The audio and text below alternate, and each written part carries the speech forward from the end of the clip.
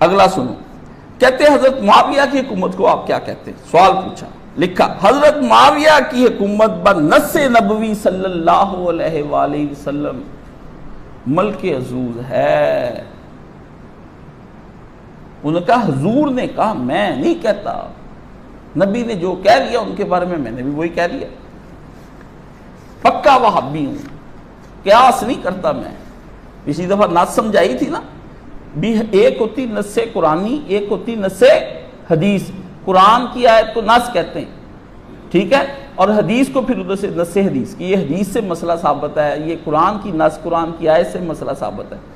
تو کیا اللہ شاہ ولی اللہ کیا لکھتے ہیں اس کے بارے میں؟ کہتے ہیں جن کو آپ کہتے ہیں کہ آپ برا بلا کہتے ہیں ان کو، تو کہتے ہیں چلو میں اس کو کہیں کہہ دیا کسی بات پر کہ شاہ صاحب نے یہ مسئلے غلط کیے ہیں، تو انہوں جن کی آپ حمایت کرتے ہیں انہوں نے لکھا ہے حجت اللہ البالغہ جلد 2 صفحہ 213 میں، یہاں تک کہ حضرت معاویہ کی خلافت کا استقرار ہوا اور اسی کی طرف حدیث ہدنہ علی الدخن کو دورت کے ساتھ صلح میں اشارہ ہے، اس میں وہ معروف اور منکر دونوں تھے، اس لیے کہ وہ بادشاہوں کے طرز پر تھے، لا علی سیرت الخلفاء، خلفاء کی طرز پر اور سیرت پر نہ تھے۔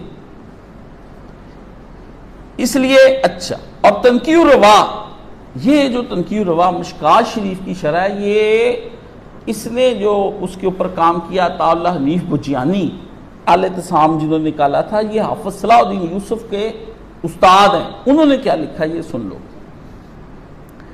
اردبیلی کہتے ہیں یعنی خلفۂ راشدین کے بعد کٹ کھانی ملوکیت ہوگی، یعنی زور زبردستی اور جبر کے ذریعے سے حاصل کی جانے والی۔ لسان العرب میں ہے کہ عزوز مبالغے کا صیغہ ہے، اور ملک عزوز وہ سختی والی حکومت ہوتی ہے جس میں شدت اور جبر ہوتا ہے۔ ایک روایت میں سما یکون ملوک عزوز لکھا ہے، عین کے پیش کے ساتھ، اس بالکسر کی جمع ہے، اور یعنی خبیث شریر ایسے ملوک ہوں گے جو لوگوں پر ظلم کریں گے، ناحق ایذا دیں گے۔ یہ بات غالب صورتحال کے لحاظ سے ہے، لہٰذا عمر بن عبدالعزیز جیسے حکمرانوں کے بارے میں اشکال نہ کیا جائے، وہ تو عادل تھے، یہاں تک کہ عمر ثانی کے لقب سے پکارے گئے، ان کے حالات مشہور اور مناقب کتابوں میں درج ہیں۔ صلاح الدین یوسف کا استاد یہ لکھ رہا ہے، وہ ناسبی کا، اس کا بھی آج پڑھنا ہے، آج آپ کو میں نے چیزیں دکھانی۔ امام ابن کثیر ابن ساکر کے حوالے سے فضیل بن یاس کا قول ہے کہ معاویہ صحابہ اور علماء کبار میں سے ہیں، لیکن حب دنیا میں مبتلا ہو گئے تھے۔ البدایہ والنہایہ صفحہ 96 جلد 8 کھول کے پڑھ۔ امام ذہبی حضرت معاویہ کے بارے میں فرماتے ہیں، اس شخص نے کمال عقل، فرط حلم، وسعت صدر، تدبیر اور رائے کی قوت سے دنیا پر راج کیا، تاہم ان کی لغزشیں بھی ہیں جس کا فیصلہ اللہ کے ہاں ہوگا۔ ہے جی، یہ پھر انہوں نے پھر اسی کی جلد سیر اعلام النبلاء جلد 4 صفحہ 73 سیرت کی اسی جلد 4 صفحہ 80 پر لکھتے ہیں، معاویہ بہترین بادشاہوں میں سے ہیں جن کا عدل ان کے ظلم پر غالب رہا، تاہم وہ غلطیوں سے مبرہ نہیں، اللہ ان کی مغفرت فرمائے۔ نواب سید صدیق حسن القنوجی ہدیۃ السائل الی ادلۃ المسائل میں لکھتے ہیں، جس نے پورے ہندوستان کے اندر اہل حدیثیت پھیلائی کروڑوں روپیہ خرچ کر کے، اس سے پہلے اہل حدیثوں کے پاس کتاب ہی نہیں ہوتی تھی، نواب وہ بن گیا، اس نے اپنی پہلا نواب جس نے پوری سارا روپیہ اللہ کی راہ میں بھوپال کے نواب تھے ہندوستان میں، بس اللہ نے ان کو اچانک ہی نواب بنا دیا کسی طریقے سے، بادشاہ نواب مر گیا، اس کی بیوی نے ان کو پسند کر لیا، اس کے ساتھ شادی کر لی، وہ نواب ہو گئے۔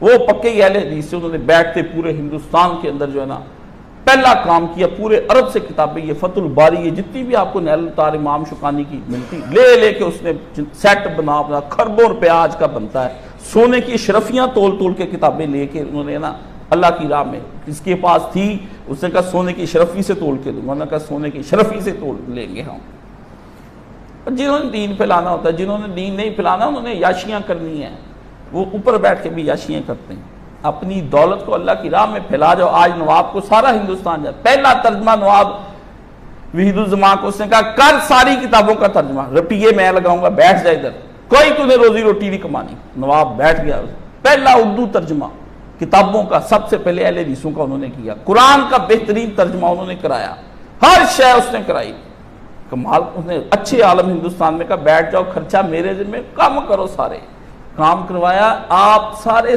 شیعہ آج تک اپنی کتابوں کا صحیح ترجمہ نہیں پیش کر سکے، اپنی حدیثوں کا آپس میں لڑی جا رہے ہیں اور صحیح بھی نہیں چھپتا. آپ اہل سنت اتنے اپ ڈیٹ ہیں کہ آپ نے اب تو 150 سال سے زیادہ کا عرصہ ہو گیا، آپ نے 150 سال پہلے اپنے ترجمے کر لیے تھے. یہی تو مولویوں کو مسئلہ ہے کہ وہ کہتے ہیں ترجمے پڑھ گئی ساری امام محمد علی مرزا ترجمے دسی جاندہ، انہوں عربی نہیں آتی، چھاٹ عربی نو، وہ جو ترجمہ کر کے پڑھن دے لوگوں عربی تینوں آتی، تو کی کر لیا ہوتا ہی. اللہ اکبر. نواب صاحب کہہ لے گویم مختار شاہ عبدالعزیز دہلوی درباز افادات خودش نیز ہمین است کہ حرب معاویہ و علی کرم اللہ وجہ خالی از شائب نفسانیت نبود و قول بے خطائی اجتہادی ضعیف است. میں کہتا ہوں کہ شاہ عبدالعزیز دہلوی رحمت اللہ نے اپنے افادات میں اس بات کو ترجیح دی ہے کہ معاویہ کی علی کے ساتھ جنگ نفسانیت سے خالی نہیں تھی اور اجتہادی خطا کا قول ضعیف ہے. جو کہتا ہے ان سے اجتہادی غلطی ہوئی ہے، نہیں، چوز کرنے میں غلطی ہو گئی. انہوں نے کہا نہیں، ان کو پورا پتا تھا یہ غلط ہے، وہ غلط جان کر ہی کیا ہے. یہ نواب صدیق حسن لکھتا ہے. مولوی ساگ پہ اہل حدیث نہ ہوتا پھر وہ کیا کرتا؟ دنیا کے لیے لڑنے کی نسبت ایک جلیل القدر صحابی عبداللہ ابن زبیر کی طرف ایک دوسرے صحابی ابو البرزہ الاسلمی نے کی ہے. صحیح بخاری معرفت الباری صفحہ نمبر 69 13ویں جلد. کیا کہ انہوں نے ایک صحابی رسول عبداللہ بن زبیر کو یہ کہا، وہ جنگ لڑے تھے نا اس دور میں، تو انہوں نے اس کے بارے میں لکھا وہ جو مکہ میں ہے با خدا وہ دنیا کے لیے لڑ رہا ہے، ان یقاتل الا علی دنیا، وہ دنیا کے لیے لڑ رہا ہے. انہوں نے کہا صحابی کو کہا ہے انہوں نے. قرآن مجید کی سورہ آل عمران میں شرکائے عہد صحابہ کے بارے میں قرآن کی آیت ہے کہ منکم من یرید الدنیا، تم میں سے بہت سے جنگ اس لیے لڑنے جا رہے ہیں کہ ہمیں دنیا کا مال وہاں سے حاصل ہو. یہ قرآن کی آیت ہے.